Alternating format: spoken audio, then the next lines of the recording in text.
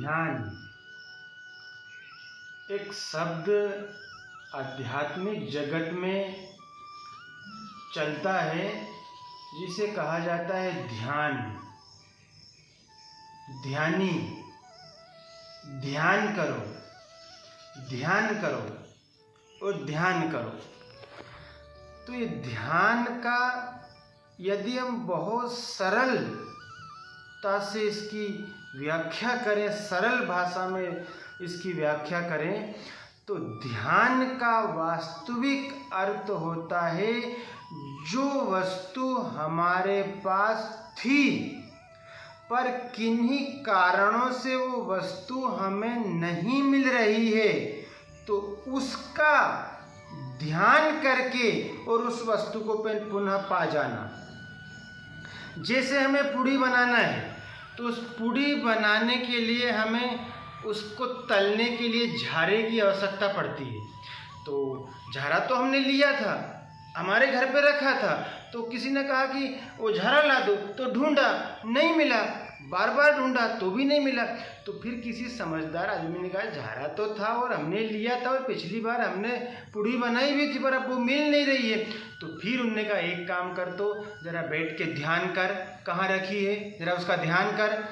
और जब उसने कहा कि ध्यान कर और इसने बैठ कर के ध्यान किया, कहाँ रखी होगी, कल तक तो थी, सुबह तक थी, कहाँ गई होगी, कहाँ। तो ध्यान करते करते जो तुरंत उस ध्यान में वो वस्तु आ गई, अरे रे रे वो वस्तु तो फलानी जगह रखी थी।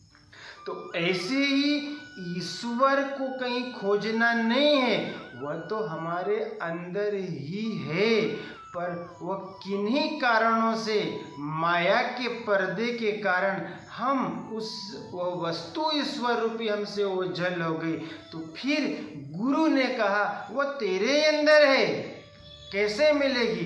ध्यान, बैठ करके थोड़ी देर ध्यान कर। और जैसे ही इसने उसका ध्यान किया, सुबह किया, शाम किया, 10 मिनट किया, आधा घंटा किया, 1 घंटा किया, तो उस ध्यान करते करते जो वह तत्व हमारे अंदर ओझल हो गया था, दूर हो गया था, ध्यान से उसको हमने पा लिया। साथियों, आज से अधिक मास प्रारंभ हो रहा है।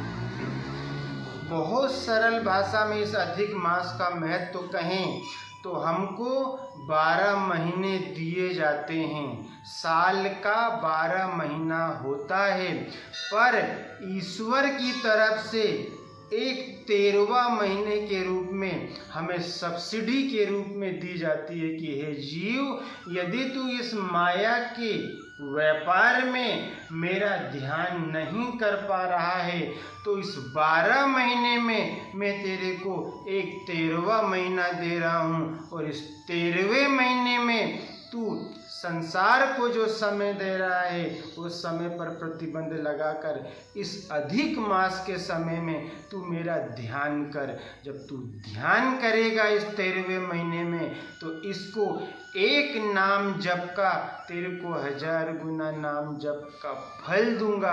तो साथियों, आज से अधिक मास का प्रारंभ हो रहा है। आपसे निवेदन है कि इस अधिक मास में आध्यात्मिक जगत की यह अधिक मास संजीवनी है, और इस अधिक मास के समय में इधर उधर का समय ना गंवा करके, समय पास ना करते हुए हमें आध्यात्मिकता में इस समय को गुजारना है। और यह एक अधिक मास के समय में हमें अधिक से अधिक ध्यान करना है, ताकि इस ध्यान से वह ध्येय, वह परब्रह्म परमात्मा का हमें दर्शन हो जाए, साक्षात्कार हो जाए और जीवन सफल हो जाए।